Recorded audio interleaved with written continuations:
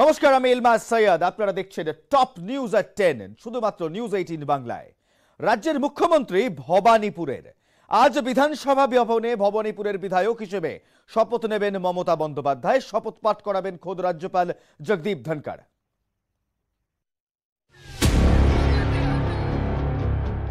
অনেক চক্রান্ত চলেছিল, সব চক্রান্তকে জব্দ করে দিয়েছেন বাংলার মানুষ, ভবানীপুরের মানুষ। ভবানীপুরে হ্যাট্রিক, মুখ্যমন্ত্রী হিসেবেও হ্যাট্রিক। রাজ্যের মুখ্যমন্ত্রী ভবানীপুরের 5ই মে মুখ্যমন্ত্রী হিসেবে শপথ নেন মমতা বন্দ্যোপাধ্যায়। বৃহস্পতিবার বিধানসভা ভবনে বিধায়ক হিসেবে শপথ নেবেন। 30 সেপ্টেম্বর ভবানীপুরে উপনির্বাচন হয়, ফল বেরোয় 3রা অক্টোবর। 58,835 ভোটে জয়ী মমতা বন্দ্যোপাধ্যায়। পশ্চিমবঙ্গের কোন মুখ্যমন্ত্রী হিসেবে সবচেয়ে বড় ব্যবধানে জয়।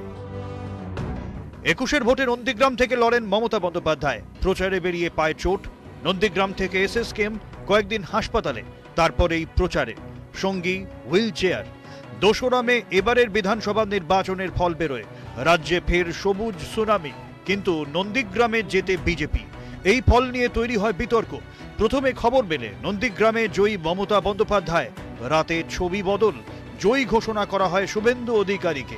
এই নিয়ে জল এখন হাইকোর্টে। এদিকে আবার ভোটের লড়াই, ভবানীপুরে উপনির্বাচন, মমতার ভোট। মনে রাখবেন, মৃত বাঘের থেকেও আহত বাঘ আরো ভয়ঙ্কর। ভবানীপুর থেকে রেকর্ড ব্যবধানে জয় মমতা বন্দ্যোপাধ্যায়ের। এবার শপথ গ্রহণ। মমতা বন্দ্যোপাধ্যায় ছাড়াও তৃণমূল বিধায়ক হিসেবে বৃহস্পতিবার শপথ গ্রহণ জঙ্গিপুরের জাকির হোসেন এবং শমশেরগঞ্জের আমিরুল ইসলামের। নিউজ 18 বাংলা। ঈশ্বরের নামে 4টি কেন্দ্র, তাতে উপনির্বাচনে প্রার্থী ঘোষণা করেছে বিজেপি। দিনহাটায় প্রার্থী হচ্ছেন অশোক মণ্ডল, শান্তিপুরে পদ্মপ্রার্থী নিরঞ্জন বিশ্বাস, খড়দায় টিকিট দেওয়া হয়েছে জয় সাহাকে, আর গোসাবা কেন্দ্রে প্রার্থী পলাশ রানা। Vote 30 October. বিস্তারিত বলবে সৌরজ্যোতি বন্দ্যোপাধ্যায়। সৌরজ্যোতি, দেখো, আগেই 4টি কেন্দ্রে উপনির্বাচন 30 অক্টোবর। সেক্ষেত্রে বিজেপির তরফে যে ইলেকশন ম্যানেজমেন্ট টিমের ঘোষণা করা হয়েছিল, যেখানে একাধিক সাংসদ বিধায়করা রয়েছেন, এবং আজকে কার্যত মনোনয়ন পেশের ঠিক আগের দিন দিনহাটা, খড়দহ, শান্তিপুর এবং গোসাবা কেন্দ্রে প্রার্থী ঘোষণা করা হয়েছে। যেমনটা বিজেপি সূত্রে জানা যাচ্ছে, দিনহাটাতে অশোক মণ্ডলকে প্রার্থী হিসেবে ঘোষণা করা হলো, খড়দহে প্রার্থী হচ্ছেন জয় সাহা, শান্তিপুরে নিরঞ্জন বিশ্বাস এবং গোসাবা কেন্দ্রে পলাশ রানাকে উপনির্বাচনের প্রার্থী হিসাবে ঘোষণা করা হলো। তোমায় জানিয়ে রাখি, 30 অক্টোবর রাজ্যে 4টি কেন্দ্রে উপনির্বাচন, এবং সেই উপনির্বাচনের আগেই বিজেপির তরফে প্রার্থী ঘোষণা না করেই election committee, election observation committee সেটা ঘোষণা করা হচ্ছিল, এবং তারপরেই কার্যত ধোঁয়াশা চলছিল কবে বিজেপির তরফে প্রার্থী ঘোষণা করা হবে। এবং একেবারে মনোনয়ন পেশের যে শেষ দিন, তার ঠিক আগের দিনে আজকে কিন্তু এই 4 জন প্রার্থীর নাম পদ্ম শিবিরের তরফে ঘোষণা করা হয়েছিল। বেশ, ধন্যবাদ তোমায়।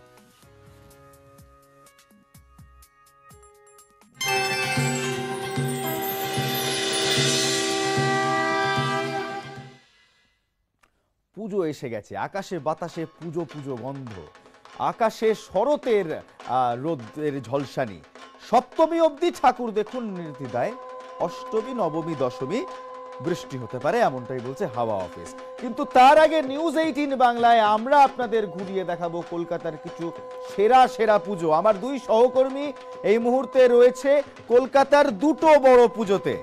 আমার সঙ্গে এই মুহূর্তে রয়েছে অমিত খিদিরপুরের 74 পল্লী থেকে, এবং সুকান্ত রয়েছে আমার সঙ্গে একেবারে কসবা বোসপুকুর শীতলা মন্দির থেকে। বেশি কথা না বলে স্ট্রেট চলে যাব সুকান্তর কাছে। সুকান্ত, এবছরের থিম টান বোসপুকুরের প্রতিমা কেমন হয়েছে, মণ্ডপ সজ্জা কেমন হয়েছে, একটু ঘুরিয়ে দেখাও দর্শকদের। দেখো, একেবারে 72 বছরে পড়লো এবছরে এই বোসপুকুর শীতলা মন্দিরের পুজো। শেষ মুহূর্তের প্রস্তুতি বলাই চলে, তা কিন্তু চলছে। আজকে বিকেলে এখানে মুখ্যমন্ত্রী মমতা বন্দ্যোপাধ্যায় আসবেন, এবং এবারে চিন্তা ভাবনা কিন্তু টান মানে আকর্ষণ বা অ্যাট্রাকশন নয়, এই টান হচ্ছে নেশার টান। কতটা ক্ষতি করতে পারে মানুষের জীবনে নেশা, সেটাকে পাথেয় করেই এখানে শিল্পের ভাবনাকে বিস্তার করা হয়েছে। পুরো মণ্ডপের আকার যদি ধরা যায় তাহলে পুরো মণ্ডপটা হচ্ছে একটা কলকে, এবং সেই কলকের আদলে কিন্তু তৈরি করা হয়েছে এই যে মাতৃমূর্তিমা, সেটাকে মিশেল করেই করা হয়েছে। এবং এখানে মূলত 3টে জিনিসকে প্রাধান্য দেওয়া হয়েছে। এক হচ্ছে নারকেলের মালো, যেটা দিয়ে গড়গড়া বা তামাক সেবন করা হতো একটা সময়। তারপর হচ্ছে গাজার ছিলিম এবং অবশ্যই কলকে, সেটার মারফত কিন্তু তৈরি করা হয়েছে এই গোটা দৃশ্য এবং এই দৃশ্যপট।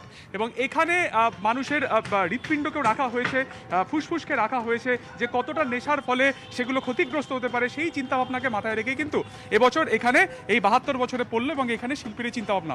আমরা সরাসরি একবার কথা বলার চেষ্টা করব পুজোর উদ্যোক্তা কাজল বাবুর সাথে। কাজল বাবু, টান একটা অন্য ধরনের চিন্তাভাবনা আপনারা ভেবেছেন কেন?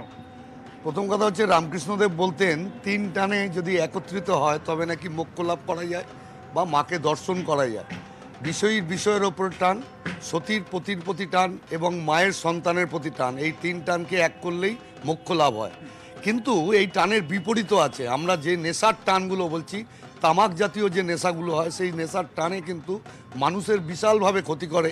এবং আমরা দেখেছি যে সেই টান কিন্তু মানে লাংসে কিভাবে আঘাত আনে, এবং আমরা সিম্বলিক রেখেছি যে এটা কিন্তু পরবর্তীকালে ক্যান্সারেও পরিণত হতে পারে। আমরা এই বার্তা দিতে চাইছি যে এই নেশা থেকে আপনারা মুক্তি পান। এবং মাকেও রেখেছি, বাবা তো নিজেও সবসময় নেশা করে থাকতেন, মাও জর্জরিত, এবং সমগ্র মানে বিশ্বের সমস্ত লোককে তারা এই নেশা মুক্ত করতে চাইছে, এটাই আমাদের আহ্বান। আমাদের এইটা কলকের যদি আমরা বহু আগে হুকো দেখতাম, যেটা 600 বছর আগে পারস্য দেশে এর সৃষ্টি হয়েছিল, কিন্তু বর্তমানে এই হুকো প্রায় অবলুপ্তির পথে। বর্তমানে হুক্কা বারে পরিণত হয়েছে এটাকে কনভার্ট করে। তাহলে এই বর্তমান যুগের ছেলেমেয়েরা হুকোটা দেখতে কেমন হতো সেটা কিন্তু তাদের জানা নেই। আমরা সেখানে হুকোর অ্যাকচুয়ালি অরিজিনালি হুকো কীরকম সেটাও রাখছি, যদিও এই মুহূর্তে নেই, এটা একদম শেষ মুখের প্রস্তুতির সময় আমরা ওইগুলোকে প্লেসমেন্ট করব। ভাবনাটা একটাই, যে নেশা বর্জন করার আহ্বান আমরা এটা জানাচ্ছি আমাদের মণ্ডপ থেকে এবছর। অর্থাৎ খুব সুন্দর একটা ভাবনাকে মাথায় রেখে কিন্তু শিল্পের অবতারণা করা হয়েছে। এর পাশাপাশি কলকাতা হাইকোর্টের যে নির্দেশ, অর্থাৎ মন্দিরের ভেতরে নো এন্ট্রি, সেটাকে মাথায় রেখে মন্দির কিন্তু একেবারে খোলামেলা রাখা হয়েছে। সামনের যে পোর্শন তুমি দেখতে পাচ্ছ, আপাতত যেহেতু মন্দিরের কাজ চলছে, শেষ মুহূর্তের কাজ চলছে, কাজ যখন শেষ হয়ে যাবে এটাকে খুলে দেওয়া হবে। মানুষজন যারা রয়েছেন বা দর্শনার্থী যারা থাকবেন, ফুটপাথ থেকে তারা ধরে দেখতে দেখতে চলে যাবেন, কাউকে ভেতরে কিন্তু অ্যালাউ করা হবে না। এবং এই যে ভাবনা চিন্তা, সেটা কিন্তু কলকাতা হাইকোর্টের নির্দেশের পর উদ্যোক্তারা ভেবেছেন এমনটা নয়। তারা এবছর কলকাতা হাইকোর্টের নির্দেশ না থাকলেও এমনই চিন্তা ভাবনা করে বা এমনই প্ল্যান তারা কিন্তু করেছিলেন। সব মিলিয়ে বোসপুকুর শীতলা মন্দির আরও একবার চমক দেওয়ার জন্য দর্শনার্থীদের তারা কিন্তু প্রস্তুত হয়ে রয়েছে। আজকে মুখ্যমন্ত্রী উদ্বোধনের পরে সার্বজনীনভাবে মণ্ডপ কিন্তু খুলে দেওয়া হবে জনসাধারণের জন্য। ইলমাস, একেবারে ধন্যবাদ তোমায় সুকান্ত ছিল বোসপুকুর শীতলা মন্দির, দক্ষিণ কলকাতার নামজাদা পুজো। সেখানে এবছর তাদের থিম, তাদের ভাবনা হলো টান, নেশা মুক্তিকে তারা ভাবনা করে এগিয়ে চলেছে কোভিড বিধি মেনেই। অমিত রয়েছে আমার সঙ্গে, অমিত রয়েছে ৭৪ পল্লী থেকে, খিদিরপুরের ৭৪ পল্লী থেকে অমিত রয়েছে। এবছর ৬৬ বছরে পা দিল ৭৪ পল্লী, খিদিরপুর ৭৪ পল্লী। আর এবছর তাদের থিম রাজবাড়ির ঠাকুর দালানের আদলে মণ্ডপ এবং অষ্টধাতুর প্রতিমা। ঠিক বললাম তো অমিত?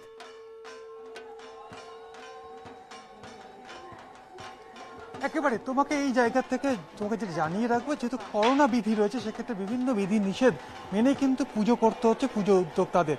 তাই তারা প্রথম থেকে পরিকল্পনা করেছিলেন যে খোলা মেলা পুজো মণ্ডপ হবে, অর্থাৎ উন্মুক্ত আকাশের নিচে মণ্ডপ তৈরি হবে। সেই জায়গা থেকেই কিন্তু যে বন্দরের যে ঐতিহ্য, সেই ঐতিহ্য ধরে রেখেই এখানে রাজবাড়ির আদলে মণ্ডপ তৈরি হয়েছে, রাজবাড়ির ঠাকুর দালান। এবং কি কারণে এই ভাবনা, সরাসরি কথা বলবো, ক্লাবেরই একজন উদ্যোক্তা রয়েছেন তার সঙ্গে। রাজবাড়ি দালান কি কারণে? রাজবাড়ির দালান, দেখুন আমাদের এই বছরের পুজোর থিম হচ্ছে কলকাতার বন্দরে রাজবাড়ির অন্দরে উমার আগমন। তো ব্যাপারটা হচ্ছে যে আমাদের বাংলার, পশ্চিমবঙ্গের একটা পুরনো রাজবাড়ি, পুরনো জমিদার বাড়ি, এগুলো একটা হেরিটেজ ব্যাপার। আগেকার দিনের সেই সব জায়গায় যে পুজোগুলো হতো, একটা বিশাল রমরমা ছিল, হয়তো সারা গ্রামে একটাই পুজো ছিল, মানে একটা রাজবাড়িকে কেন্দ্র করে। কিন্তু সময়ের স্রোতে কি হয়েছে, সেই রাজবাড়িগুলো আজকে ভগ্ন দশা প্রায়, সেই অত লোকজন নেই, জিনিসগুলো অনেক ভেঙে পড়েছে, এরকম মানে একটা ভগ্নদশা মতন অবস্থা। আবার খিদিরপুর আমাদের যেহেতু একটা বন্দর এলাকা, খিদিরপুর বন্দর নাম করা সবাই জানে, এই বন্দরকে মানে এই যে মানে ম্যানমেড বন্দর যেরকম আছে এটা আমাদের, সেখানে কিন্তু গোটা ভারতবর্ষে এটার একটা বিশাল একটা ঐতিহ্য। বেশ অমিত, তার মানে খিদিরপুরের যে ঐতিহ্য, সেই ঐতিহ্য মিটিয়া বুরুজেরই হোক, সেই ঐতিহ্য এককালের মুঘল সম্রাটের কলকাতায় আসাই হোক, কিংবা সেই ঐতিহ্য পুরনো কলকাতার বনেদিয়ানাই হোক, তারই কিন্তু এক ঝলক দেখা যাচ্ছে খিদিরপুরে, তাই তো অমিত? একেবারে একেবারে। দেখো আরেকটা বিষয় যে প্রতিমার ক্ষেত্রেও কিন্তু এর সাবেকিয়ানা বজায় রেখেছে, এবং সেক্ষেত্রে পুরনো রাজবাড়ি বা কোনো জমিদার বাড়িতে যেভাবে অষ্টধাতুর প্রতিমা থাকতো, তারই আদলে সাবেকিয়ানা কিন্তু বজায় থাকছে খিদিরপুর চত্বরপল্লীর পুজো মণ্ডপে। বেশ, ধন্যবাদ তোমায় অমিত। আপনাদের দেখালাম আমরা দুটো পুজো, দক্ষিণ কলকাতার বোসপুকুর শীতলা মন্দির, এবং তারপর দেখালাম আপনাদের খিদিরপুরের চুয়াত্তরপল্লী।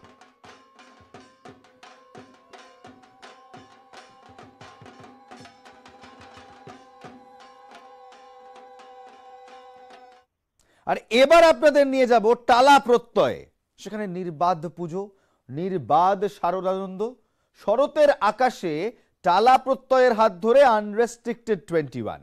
আনরেস্ট্রিক্টেড 21 কি দেখুন।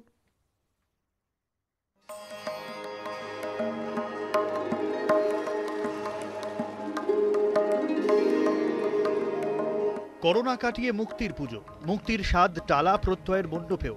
মধ্যমণি মণ্ডপ, মণ্ডপের চারপাশে বাঁশের আচ্ছাদন। মহালয়ায় চক্ষুদানের আগে শুরু হলো আচ্ছাদন খুলে ফেলার কাজ। এখন উদ্বোধনের আগে, বোধনের আগে মণ্ডপ খোলার কাজ। সত্যি আনরেস্ট্রিক্টেড 21 আজকে মায়ের চক্ষুদান, সেটা ঠিক কি যদি একটু বলে বলি। তা আমরা এই যে আউটার যে সার্কেলটা করেছি, সেটাকে আজকে আনরেস্ট্রিক্ট করতে চাইছি, সেটার জন্যই আমাদের এই আউটার স্ট্রাকচারটাকে আজকে আমরা ভাঙছি। নির্বাদ পুজো, নির্বাদ আনন্দ, শরতের আকাশে আনরেস্ট্রিক্টেড 21। আমাদের এই দেবীপক্ষের সূচনার দিনকে আমাদের এই যে প্যান্ডেলটা দেখছেন, এখানে ভেঙে ফেলা হচ্ছে নির্বাদ আনরেস্ট্রিক্টেড 21। আমাদের আজকের এই শো আনরেস্ট্রিক্টেড 21 #আনরেস্ট্রিক্টেড 21 নির্বাদ, আমাদের যে উপস্থাপনা এবছর টালা প্রত্যয়ের, আজকে কিন্তু এটা আর কলকাতা বা পশ্চিমবঙ্গ বা ভারতবর্ষের মধ্যে সীমাবদ্ধ নেই।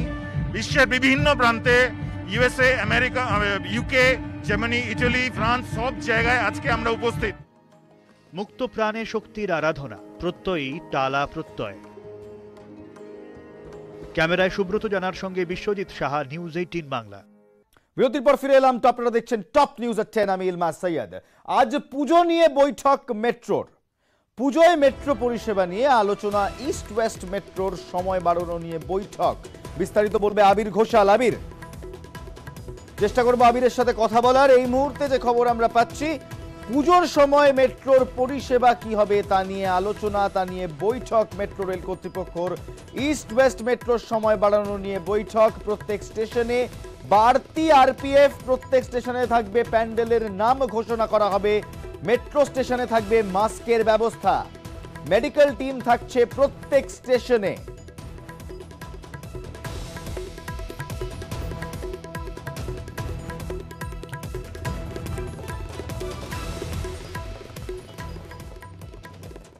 আর পুজোর সময় রাত পর্যন্ত প্যান্ডেল হপিং এর প্ল্যান রয়েছে আপনার।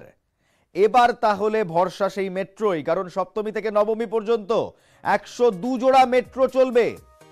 সকাল 10টা থেকে রাত 11টা পর্যন্ত মিলবে পরিষেবা। 6 মিনিট অন্তর অন্তর আপনারা পাবেন মেট্রো। দশমীতে মেট্রো চলবে 69 জোড়া। রাত 9:30 পর্যন্ত মিলবে পরিষেবা। স্মার্ট কার্ডের মাধ্যমেই করে যাবে যাতায়াত। টিকিট কিংবা কুপন টিকিট পরিষেবা থাকবে না। স্মার্ট কার্ড নিয়ে চড়তে হবে মেট্রোতে। তাই এই পুজোতে যদি প্যান্ডেল হপিং এর প্ল্যান থাকে, স্মার্ট কার্ড করান, মেট্রো নিন, কারণ মেট্রো খোলা থাকছে সপ্তমী থেকে দশমী।